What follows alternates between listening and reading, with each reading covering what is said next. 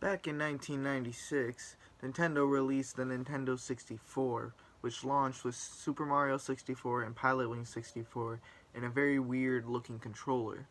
And let's face it, very weird and has a lot of third party versions of it today, even now by Hori and other companies like RetroVerse. Now, a game that was released on the console, probably the start of many wrestling games on the console, such as WCW Revenge, No Mercy, and WrestleMania 2000, just to name a couple, is WCW versus nWo World Tour, which released in 1997. Probably at the peak of the WCW Monday Night War ratings, and where they were just killing it at the time.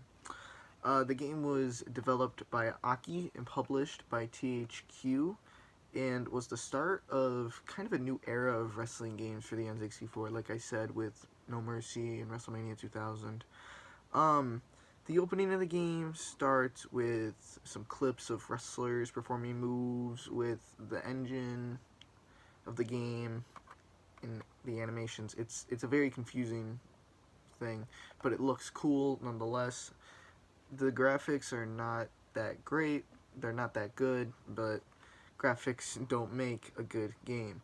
There is a medium roster size with many characters from other promotions such as All Japan Pro Wrestling, and this game was released in Japan as Virtual Pro Wrestling 64, which had many wrestlers from Japan and WCW and such as that. But for this game, they had to change many of the names for copyright reasons, but you will know many of the characters if you do watch the other promotions.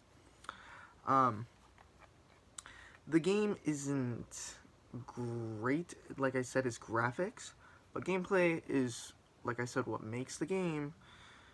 For you No Mercy fans out there, this is where that style of grappling system came from. If you don't know the grappling system, it's basically you hold A to perform a grapple, and you press A again to while pressing one of the directional pad buttons, and then you press A again or B to perform a strong grapple, or you press A and then do that again to just perform a quick grapple. You can do the same thing by performing quick attacks, strong attacks by holding B, and that's basically it. You have a spirit meter which fills up over time as you perform more moves and perform taunts and such like things like that. And when it reaches the special meter, you need to taunt in order to do your special move. You need to hold A on your opponent, get them in the strong grapple, flick the stick in order to taunt and perform the special move. It'll depend upon what character you're using. Like Rey Mysterio, you have to be behind your opponent and perform a strong grapple to make him do a pin, which is a special move. It's very weird. Chris Benoit has a power bomb as his front special move, which I don't understand at all. The game is a classic, and if you are a N64 fan, this is definitely, probably in your collection. Most likely, one of the other games like WrestleMania 2000 or No Mercy. It's a really good game. I can't really say anything bad about this. The game has only a few modes. It's got the exhibition mode with single player, tag team, handicap. There's a battle royal mode. There's no like Royal Rumble mode, like over the top rope kind of section. There's the nWo versus WCW mode, which is just you pick 5 for WCW, you pick 5 for nWo. It's basically just an elimination tournament thing. Same thing with 2 of the other modes. They're basically elimination tournaments. They're the same thing.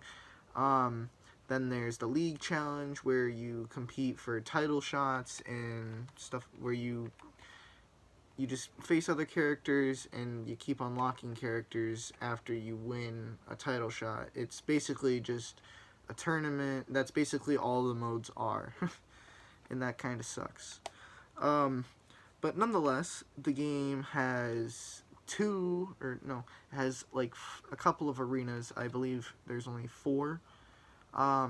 There's the WCW, there's the nWo arena, there's 2 independent promotion arenas. But nonetheless, there's a secret character. He's very overpowered. His name is Joe Bruiser, but he's actually just a ripoff of Muhammad Ali. And the guy is so overpowered that he's a boxer and he doesn't grapple. He just throws punches and kicks. Wait, no, it's just punches because it's boxing. Crap. And he's so overpowered that you can literally just win in a few punches and that's it. And it's so quick, so easy, but to unlock him, it takes a while. You gotta win, in each promotion you need to win a title, and you unlock another league to compete in. It's very long, and facing Joe Bruiser is actually kind of difficult. But if you do win, you do unlock Joe Bruiser, and like I said, he's very overpowered. This game is actually, I'm gonna rate this game a 4.5 out of 5. Now, why 4.5 out of 5 instead of just 5 out of 5?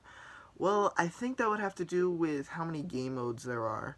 Just a repeat of tournaments. It's just a whole repetition thing, and there's not really a lot of replayability, but there is when it comes to the League Challenge mode with unlocking characters and just playing as other characters, like unlocking Diamond Dallas Page, Glacier, Wrath. It's just one big tournament mode, and it's kind of not really fun to just keep playing tournaments over and over. But nonetheless, this game is great. I would recommend getting it. It's cheap nowadays. I got this for like $7. But if you guys did enjoy this video, leave a like, comment, subscribe, and I'll see you guys in the next one.